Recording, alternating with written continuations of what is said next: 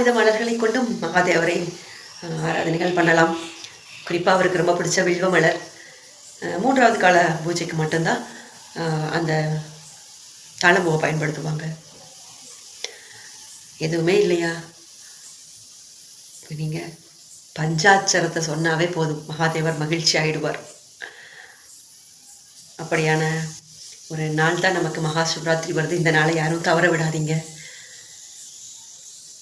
அதாவது மனிதராக பிறந்த நம்ம மட்டும்தான் நமக்கான எல்லாத்தையும் சொல்லி நம்மளுடைய கர்ம வினைகள் எல்லாம் கழியறதுக்காக இப்போ இந்த நாட்டில் நடந்திருக்கக்கூடிய விஷயங்களை சொல்ல பப்பா படிச்சிரு போல இருக்குது. இதையுமே உண்மையாக அத்தனை ஒரு சம்பாவிதங்கள் நடந்துட்டுருக்குது.